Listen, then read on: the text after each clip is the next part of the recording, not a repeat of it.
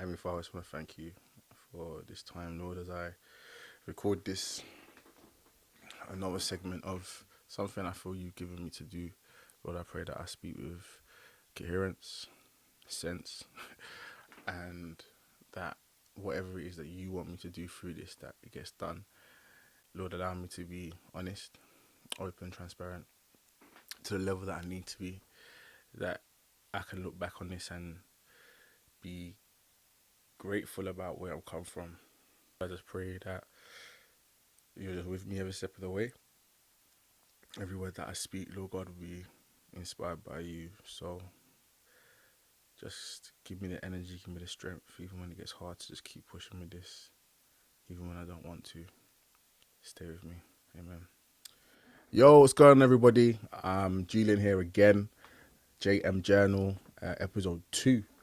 I'm here at my office, so my office at church, which also doubles up as a studio for the media guys at church. So I'm here. Getting here today, I'll be straight, was definitely a task, because obviously right now I'm not driving. So, and I'm sharing a car with my mum at the moment, so it would require me having to jump on the bus, do some walking, and basically rewind 10 plus years to school days where you're on the bus hopping.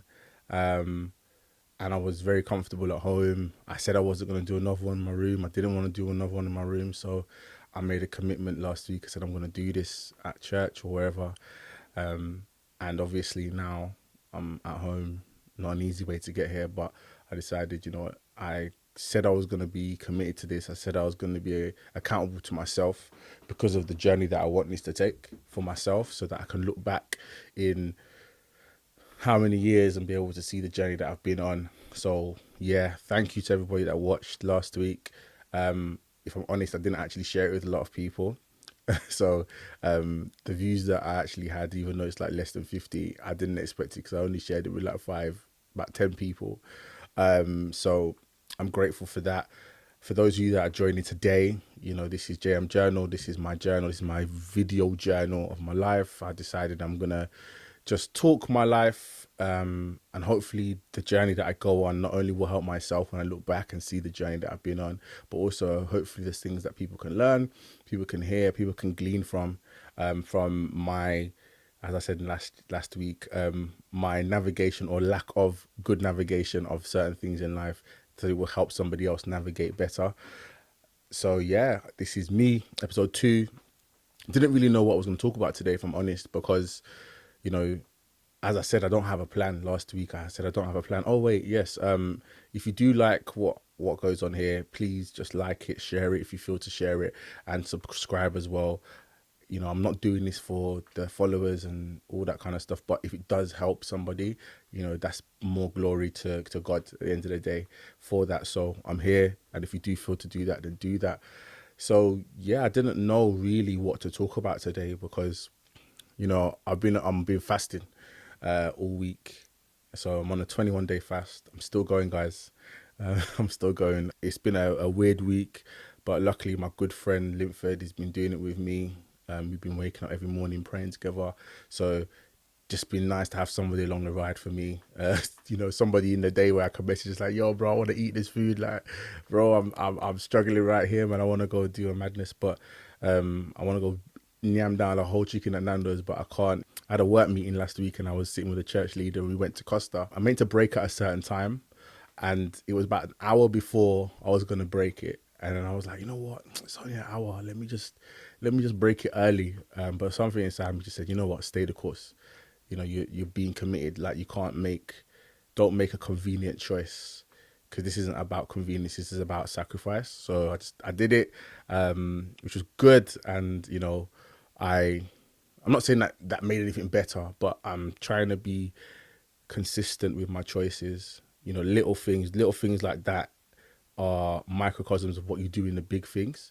So making choices to commit to myself and what I've decided to do in that moment, you know, you build up the not the ability, but you build up the habit of choosing something bigger than yourself over and over and over again, so that it actually can be something that you do naturally in bigger spaces in life. I look at my life and I look at choices that I've made, and it more often than not being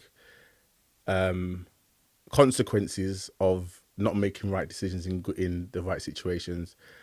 And if I had inner strength, if I had the inner commitment to myself more in life, I think I would probably have a lot less bad decisions or a lot less bad consequences in life.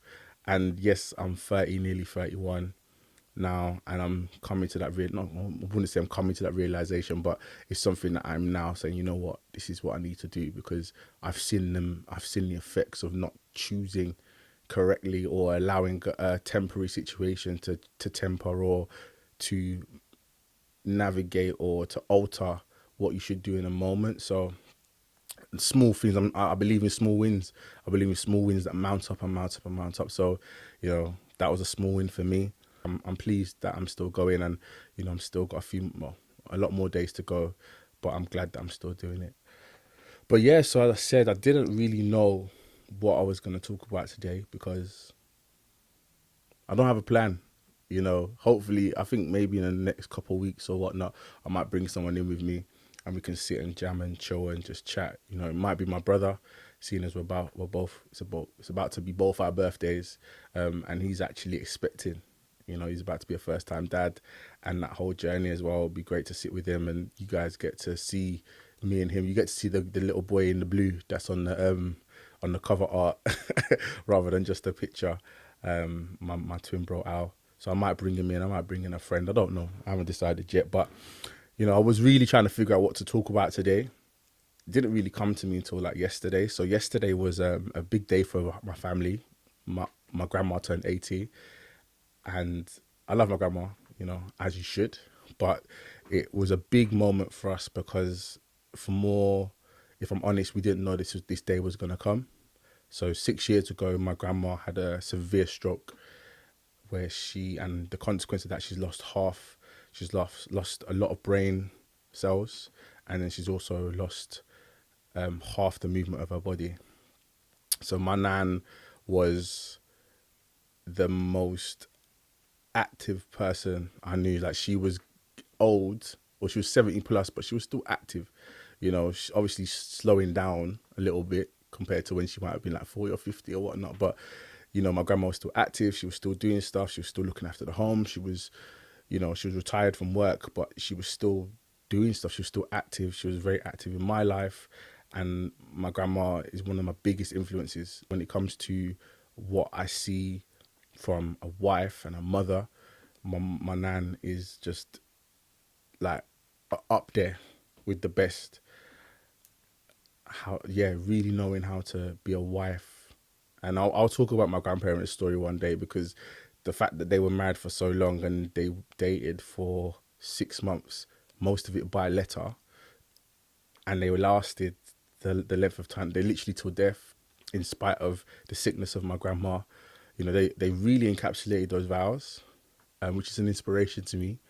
Back to what I was saying, my grandma was just a great example of what I would love to see in a woman, and what I think womanhood looks like in a nuclear sense, and then also as a Christian, just steadfast, immovable, faithful to God in spite of everything. When her sister and her brother died within 2 weeks of each other, one to suicide, seeing her obviously affected her, but she never lost her faith in God. To have her there yesterday, as much as she may not be the grandma that I knew, it was still great. It was still great. I would say, though, it kind of brought up some emotions for me that I didn't know I still had. I didn't know I still had some frustration. And I'm really going to try my hardest not to cry here, because when I was giving my speech yesterday, I was giving my speech to my grandma, and I love my nan. I absolutely adore my nan, but it was hard to find the words to say at points, because I think I'm still angry. I think I'm still annoyed that this happened to my grandma 6 years on. I think I'm still angry in some senses at God, you know, and I'm a Christian, but and I know I shouldn't be angry at God and all that stuff, but there's still some of me that's still a bit frustrated because it doesn't make no sense as to why this woman that is like literally perfect, lives well, loves people well, people have treated her wrong, and she's never done anything to people. This person, you know, has ended up like this. I lost my nan. I lost such a great person in my life. And I say lost because she's still here, but in some sense, I did lose her. You know, I lost my grandma, and it was just another blow. You know, if I think about that period of 2015 to 2016, so my grandma had her stroke in 2016, about 3 months after, so September, so about 4 months after my son was born. So he's never really got to experience my grandma the way that I would have loved him to. Um, but 2015 to 2018, I think I lost all my grandparents effectively. So I lost my dad's dad at the beginning of 2015, and then my grandma had a stroke 2016, but also in 2016 I lost the uncle, and I think my other uncle had a stroke as well. But that was 2015, sorry. And in 2016, my dad's mom had like a mini stroke, and then my mom's mom had the stroke in September 2016. In the midst of that, I had Caleb 2016, so effectively lost another grandparent. Then 2017 May, I lost my other grandma, my dad's mom. She wasn't well, but the way she passed was just sudden. You know, just the day before they were said she was fine. The next morning, she passed. It was mad. She lost her 2017, and then a whole load of things happened in life in that time as well. My parents got divorced, and then 2018 I lost my granddad, my other granddad. So I had a 3-year period where I feel like I lost all my grandparents. And you know, for anyone that's like my age, like second generation Caribbean that's lived in the UK, you know, we had relationships with our grandparents. So like our parents, like my parents didn't. They knew that they knew their grandparents, but they didn't have a relationship with their grandparents because didn't do life with them.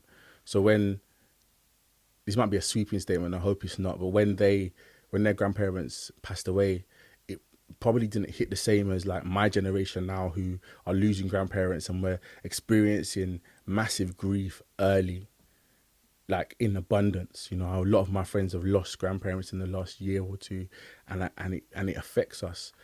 But I think my nan, who's still here, what happened to her, I just don't know.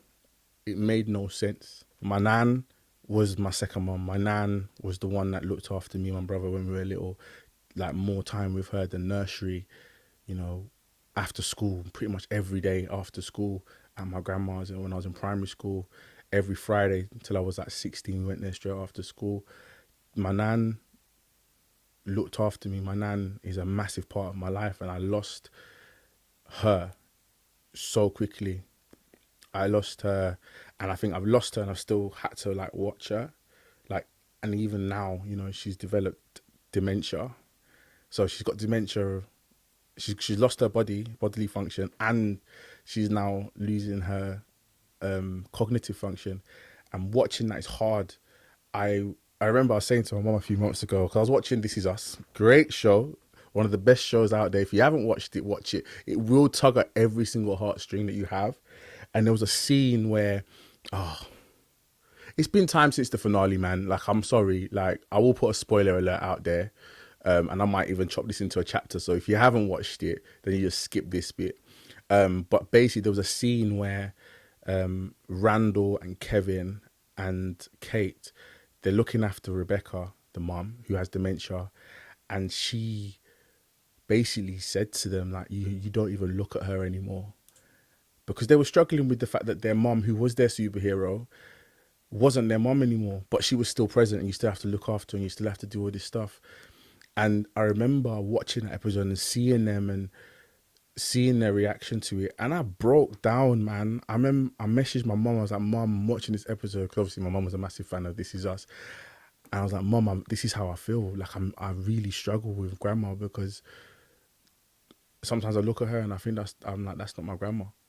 You know, that's not the person that I have grown up in absolute awe of. This is someone else. Mum told me, you have to get through it, you have to work through it. And I think yesterday really kind of brought it back to the surface that I'm not actually over it. And I've still got things to kind of address and work through. It's hard though, man. As I'm talking now, I'm trying my best not to get emotional because my grandma is everything to me. And I think to myself, like, even when she passes or whenever that time is, unless God does a mad miracle, when she passes or if she passes, I don't even know how I'll grieve. Like, I'll be sad because she won't be here anymore. But I think, is there part of me that's like, have I already grieved? Like, am I already in the grieving process? So is this going to add to it, or am I going to be numb? I don't know. I have to give massive props to my mum and her siblings for how they've adapted to life. They care for my grandma. My grandma's not in her home. We help her where we can. We sit with her sometimes, let them have some time off. Probably need to do a little bit more, if I'm honest. I think before COVID, me and my brother, my sister were doing way more. But obviously with COVID, we had to kind of restrict how many people were in and around, and I was still working, so I didn't want to bring anything to my grandma because she's high risk. But I have to give massive props to my mum and my aunts and uncles, my auntie and my uncles, because they've really pulled it out of the bag. A lot of people will probably give up and put parents in care homes, but I've seen an example of sacrifice. And even yesterday made me think, if something happened to my parents, am I going to have the ability to sacrifice and give up sometimes work, give up some opportunities to make sure my parents are okay? Because I would never want my mom or my dad to end up in a home. Yesterday was hard, but and I think in some cases I'm still a bit angry. I don't want to be angry at God, because that's not what I'm meant to do. And I also know, as a Christian, there is nothing, you know, the promise of salvation is nothing to do with our earthly time. The promise of salvation is that we get to spend eternity with God. So when we ask questions as to why does this happen, Lord, why does this happen? I live right, or all that kind of stuff. It's because the promise of salvation isn't that. There's principles that God does give to us. Yes, 100%. I don't believe that we're meant to be in lack. I don't believe that we're meant to be in this. But if that is the lot, if that's the story that we're kind of given, I'm not, I shouldn't be angry at God for that necessarily. But the human part of me has that. I have to get into a different frame of thinking when I start thinking about, you know, the promise of salvation is this, the promise of salvation is that. Anything outside of the promise of being in right standing with God, it's a bonus. Do you know what I mean? So I'm grateful for what I do have. But then, when things go wrong, and I think about my nan, it's so easy to get pulled into that space of like, oh, why this? And that's not to say I don't believe God can heal, because I think God can heal. That's not to say I don't think God gives material blessings or enables material blessings to happen for people. I'm not going to say that's not the case. I don't think that's not the case. I think I want to be well off. I do. But my salvation isn't linked to that. I believe that God blesses. But me choosing to serve God doesn't then have an automatic bank account digit number, Yeah, just thought I'd just talk a little bit about that. And yeah, I don't know who else is going through something like that. As I said, a lot of my friends are losing their grandparents, and it's so hard. And I've had friends lose grandparents even in the last week, and all I can say to them is, feel what you feel. There's no quick way around grief. I think losing my grandparents, or three of them, and obviously my nan with a stroke, losing three of them so quickly, I don't think I even had time to breathe. In one sense, I think one year was done, and then another one, and 1 year was done, and another one, and in between that you've got uncles passing and aunties passing and friends passing, to the point where maybe sometimes I'm a bit numb to this thing. But for those out there, if you need to get professional help, grief counselling, I would bereavement counselling, sorry, I would genuinely advocate for getting to speak to somebody that's not a family member, who's professionally trained to help you out, to bring up some of the things. I remember my counsellor last year, she made me what she made me do? She made me write a letter to my granddad. She made me write a letter to him, because I think part of me was just really upset I didn't get to say goodbye to him. You know, oh Jesus, my granddad. That was so dumb. That was so dumb. I don't even know why I did that. And I think, man, I didn't get to say goodbye to my granddad. Counselling helps. Bereavement counselling helps. And one thing I do know is that keeping things to yourself, especially grief, especially loss, that whether that's a relationship loss, whether that's family members or friends that you've lost to death, keeping stuff to yourself will kill you inside. I know I've had to grieve a lot, and I've grieved well and I've grieved wrongly. You know, when my first granddad died, when my dad's dad died, I just went on a spiral, man. I was moving mad out here, cause like I was moving crazy. You know, I was just looking for love. I was looking for attachment. I didn't want to address my feelings, so I was trying to do everything and anything to kind of not feel, or doing everything and anything to feel but not feel at the same time. And it just drew me. I just went into a bad space, man. I was just moving mad with women, and that all could have been different, I think, if one, I had a different coping mechanism, which we'll talk about another day. But two, if I actually addressed what I needed to address at the time. So yeah, get the counselling, get the help, get the professional help, you know. And I'll say this in the nicest way possible. Church counselling, pastoral counselling is great. I believe pastors should counsel their members. But most pastors aren't trained in counselling. So that's not to say that it's bad counselling, but there's also limitations to it. So yes, get counsel from your pastors, 1000%. If you are a Christian, I'm speaking to my Christian friends now. Get counsel from your pastors, 1000%. There is spiritual insight that they can give, spiritual guidance that they can give, but there's also some practical measures, practical things that trained counsellors are trained to do. There's things that they look out for that a pastor may miss due to lack of training. So don't dismiss it. And especially in the black community, counsellor, I'm not crazy, man. You know, that whole thing of to get counselling means you're nuts is poor.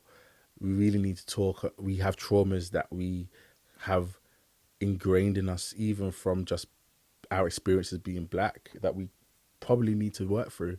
So get the counselling. Get counselling. Everyone should have counselling. I appreciate you guys being here. I hope this helped somebody. I think over time I'll get more and more open. Yeah. But for now, that's it. Appreciate you being here. Episode 2 out.